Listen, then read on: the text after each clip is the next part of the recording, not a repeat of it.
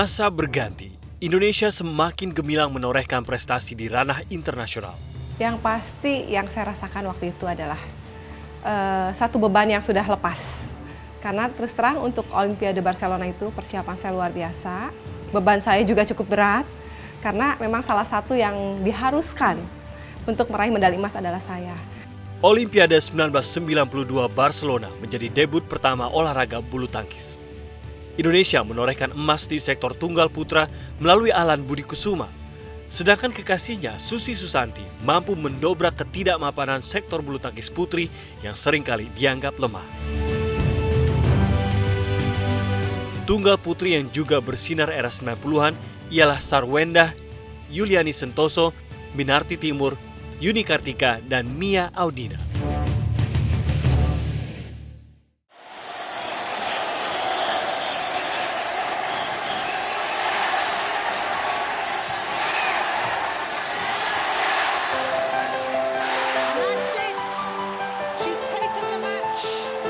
Mia Audina dijuluki si anak ajaib karena menjadi pemain penentu kemenangan Indonesia saat menjuarai Piala Uber 1994. Saat itu ia masih berumur 14 tahun dan menjadi anggota tim Piala Uber termuda sepanjang sejarah. Selain berjaya di sektor tunggal, sektor ganda putra juga menyabet medali emas Olimpiade Atlanta 1996. Mereka adalah Ricky Rexi, pasangan yang diakui sebagai ganda putra tersukses di dunia selama dekade 90-an oleh sebuah website resmi Badan Olimpiade Dunia. Saya memang dari awal sudah punya keyakinan lah bahwa mereka akan jadi pasangan yang hebat ya.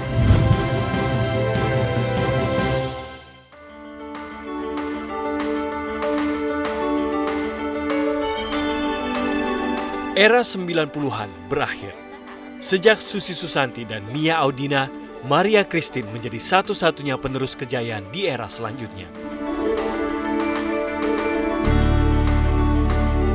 Atlet PB Jarum yang dijuluki The Next Susi Susanti ini meraih medali perunggu Olimpiade Beijing 2008. Namun cedera lutut memaksa Maria berhenti menorehkan prestasi. Sejak itu Indonesia mengalami krisis pemain tunggal putri. Pun di sektor tunggal putra, belum ada yang bisa mengalahkan deretan prestasi Taufik Hidayat. Ada yang sedikit kurang sinkron ya antara pelatih, pemain, dan juga pengurus. Harusnya menjadi satu kesatuan. Pemain harus sadar bahwa di pelatnas itu tidak selamanya dia ada di situ. Dia harus memberikan latihan yang maksimal. Lalu pelatih juga harus punya program, harus punya betul-betul punya inovasi. Dia harus memantau pemain ini dengan baik sekali.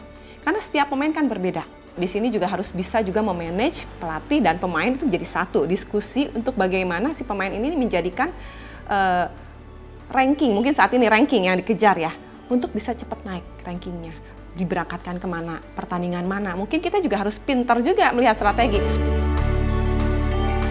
Bulu tangkis adalah Indonesia. Julukan itu harus tetap melekat. Indonesia butuh atlet-atlet yang mampu bersaing di turnamen kelas dunia. PBSI sebagai induk organisasi olahraga bulu tangkis negeri bertanggung jawab melestarikan kejayaan bulu tangkis tanah air.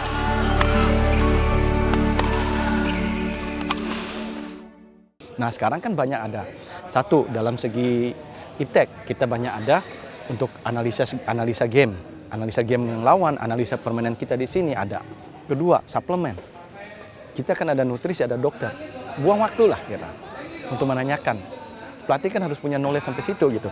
Bukan hanya knowledge untuk bagaimana menjalankan program, tapi hanya atlet itu dipush, kamu kok begini, kok kamu berat, tapi tidak ditunjang oleh sesuatu yang dunia ini sudah berubah gitu.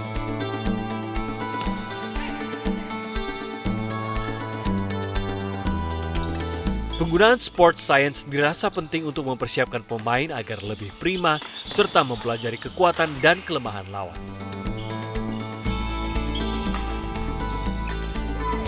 PB Jarum sebagai klub bulu tangkis terbesar di Indonesia berperan penting sebagai salah satu ujung tombak pembinaan olahraga tanah air. Dedikasinya telah berperan dalam melahirkan atlet terbaik, mengharumkan nama bangsa melalui prestasi bulu tangkis di dunia. termasuk ganda campuran terbaik di dunia Tontowi Ahmad dan Liliana Natsir. Tontowi atau yang akrab dipanggil Owi sempat putus asa pada karirnya di dunia bulu tangkis hingga ajakan dari PB Jarum datang tahun 2003. Itu di sana kan, di klub sana udah nggak ada partner. Saya kan main double kan, udah nggak ada partner. Terus prestasi juga pas-pasan gitu kan. Maksudnya ada nggak tahu lah arahnya kemana gitu, masa depannya udah suram lah ibaratnya gitu kan. Saya mikirnya juga udah mau kemana nih dengan bulu tangkis ini gitu. Nah pada waktu itu lagi waktu frustasi itu saya ditelepon sama pelatih Jarum dulu namanya Denny Kantono. Saya telepon mau nggak bergabung dengan PB Jarum.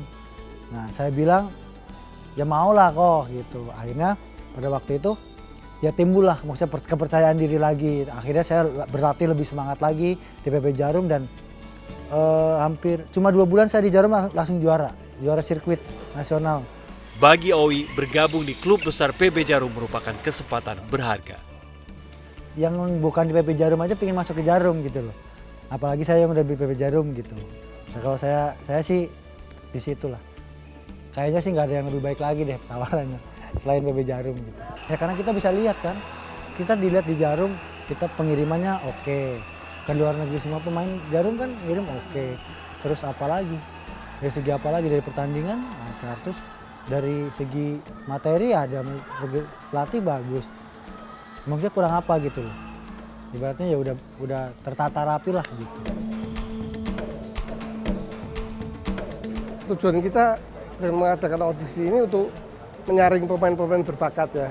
Untuk kita latih menjadi sebagai seorang juara.